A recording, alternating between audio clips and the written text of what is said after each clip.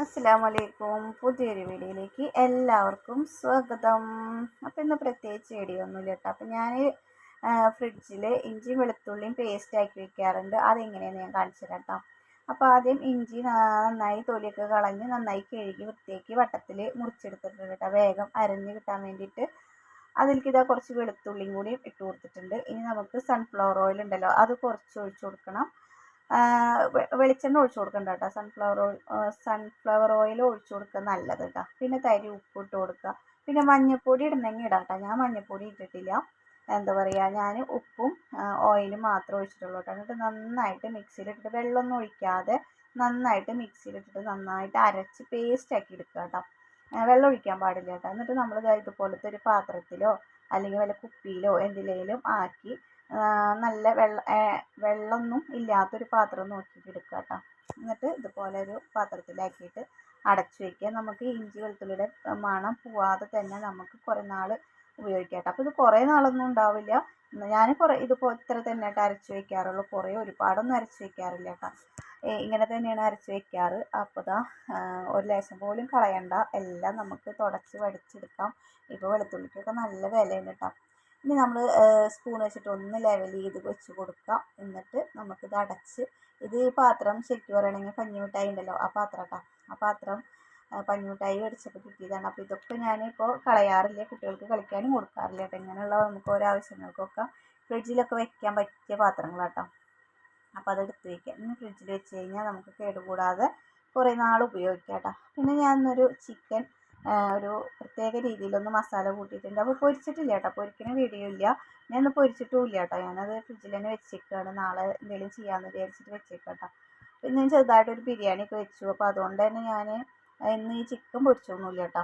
അപ്പോൾ അതവിടെ ഇരിക്കട്ടെ എന്ന് വിചാരിച്ചു. മസാല കൂട്ടി വെച്ചു. അപ്പോൾ നന്നായി ഉപ്പും മുളകൊക്കെ പിടിക്കുമല്ലോ എന്ന് വിചാരിച്ചിട്ട് അങ്ങനെ ആക്കി വെച്ചേക്കാം കേട്ടോ. അപ്പോൾ മല്ലിച്ചപ്പ്, പുതിനയില, പച്ചമുളക്, ഇഞ്ചി വെളുത്തുള്ളി പേസ്റ്റ്, പാകത്തിനുള്ള ഉപ്പ്, കുറച്ച് സൺഫ്ലവർ ഓയിൽ, പിന്നെ മഞ്ഞൾപ്പൊടി ഇട്ടിട്ട് കുറച്ച് കുരുമുളക് പൊടിയും കൂടി ഇട്ടിട്ട് നമുക്കിത് നന്നായിട്ട് കുറച്ച് ചെറുനാരങ്ങ നീര് ഞാൻ ഒഴിച്ചിട്ടുണ്ടായിട്ട് അത് ഇതിൽ പെട്ടിട്ടില്ല.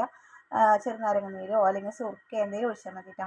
എന്നിട്ട് നന്നായിട്ട് നമ്മുടെ ചിക്കനിൽ തേച്ച് പിടിപ്പിച്ച് ഫ്രിഡ്ജിൽ പറ്റുന്നുണ്ടെങ്കിൽ രാത്രിയൊക്കെ ആകുമ്പോൾ തേച്ച് പിടിപ്പിച്ച് വെച്ചിട്ട് രാവിലെ ഒരു നമ്മൾ ഉച്ചയ്ക്ക് ചോറ് കഴിക്കുന്ന സമയത്തൊക്കെ പൊരിക്കുകയാണെന്നുണ്ടെങ്കിൽ നല്ല ഉപ്പും മുളകൊക്കെ പിടിച്ചിട്ട് ഒരു പ്രത്യേക ടേസ്റ്റ് കേട്ടോ.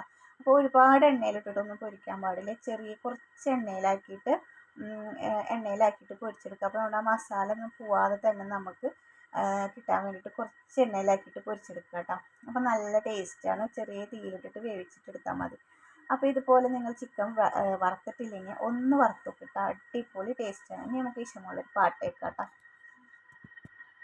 ഭൂമിയെല്ലാം പാടച്ച് നീ ഭാരിച്ച് അളവറ്റൂരത്ഭുതങ്ങളാവായിൽ നീ നിറച്ച് അല്ലാക്കിൻ കൂതിരത്തിൽ കാരങ്ങളായി ചാലിച്ച് അല്ലാക്കിൻ കാതിരോർത്തിട്ടെന്റെ മാനം തൂടിച്ച് എത്തിരി ആനന്ദഗോളങ്ങൾ ഈ ദുനിയാവിലു കാണാനാങ്ങൾ എല്ലാം മൈത്ത് പോറ്റിടും പെരിയോനല്ല ആലമുൽ കുലുവായവനല്ല കരയാനും പായാനും മാനം തുറന്നിരക്കാനും നീയല്ലാതാരുമില്ല കൂനി എന്റെ കരളിന്റെ ഊരുക്കങ്ങളറിഞ്ഞു നീ അനുഗ്രഹം ചൊരിയണമെന്റെ തമ്പുരാനേ.